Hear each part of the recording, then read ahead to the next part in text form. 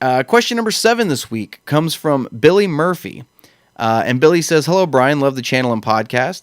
Cheering for you to hit that 1,000 subscriber mark." Thank you so much, Billy. I appreciate that. Yeah, we're coming up on 1,000, and it's like we're at like 940 some odd. That's like 950 more than I ever thought I'd get. So, yeah, we're coming up on it.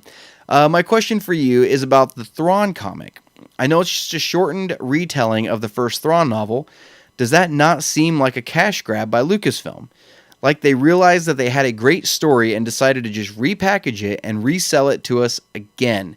Seems shady to me, but I'd like to hear your thoughts on it. Thanks for the question, Billy. And, you know, a lot of people could look at it that way, that it's just a cash grab on a great story. Let's just turn around and repackage it and make double the money off of it again, right? So you're right. The Thrawn comic, it was a 6-issue run. It was a comic adaptation of the novel Thrawn, the first Thrawn novel that Timothy Zahn did in canon. Not the old Heir to the Empire stuff, but it was the actual novel Thrawn. And Thrawn was one of the highest rated Star Wars novels so far. It's up there with Lost Stars. It's up there with Bloodlines. You know, it's one of the general favorites. And the fact that Timothy Zahn wrote it helps add another level to it. That it still has that kind of old EU feel to it. But they did this 6-issue comic adaptation of it, which I thought was really cool because I read the novel, I read the comic. The comic didn't add anything to the story, but it kind of gave a visual to what was going on. You know what I mean? Kind of helped you picture what was going on a little bit better.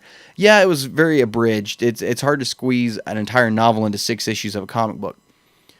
But what I liked about it, and what I appreciated about it, there's nothing special about the Thrawn comic. There really isn't. If you've read the novel, you don't need the comic, okay? But what was really interesting and what I thought was kind of cool about the Thrawn comic was that, you know, you've got people, like I just said a few minutes ago, you've got people who don't want to have to sit down and go through the tediousness, the monotony of reading a novel to get a story, right?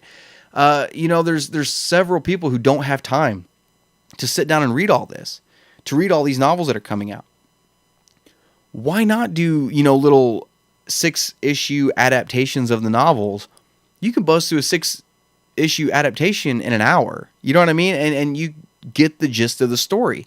Sure, you don't get everything, but you get the meat and potatoes of the story, the actual skeleton of it, what is actually, you know what I mean? Like the actual basics of it. You don't get all the extra little details and stuff, but you don't really need a whole lot of it, you know, because you're visualizing, you're seeing the pictures, you're seeing it happen instead of it being described to you.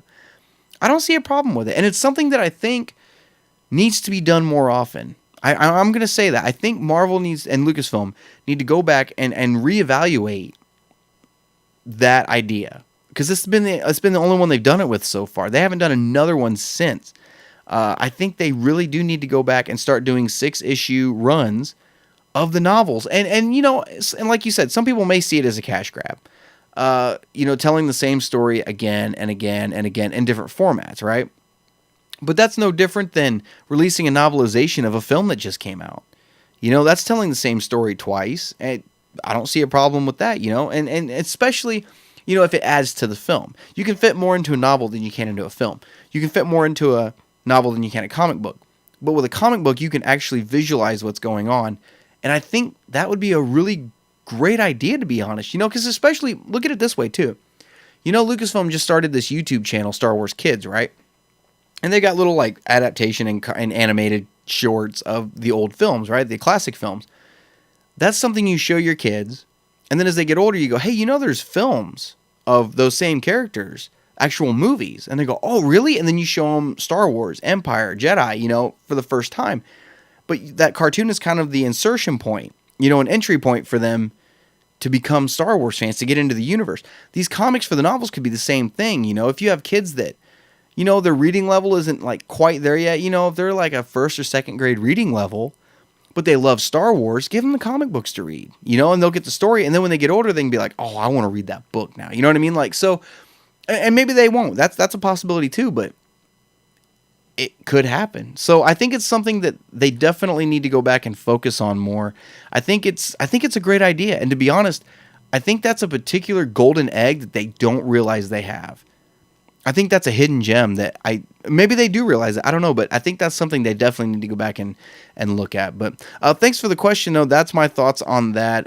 Like I said, it wasn't anything special as far as the comic goes. It was seriously just a beat for beat retelling. But for people who don't have time to sit down and read a whole book, I think that would be a great alternative to still get the story. You know what I mean? So, but thanks for the question, Billy. I do appreciate it.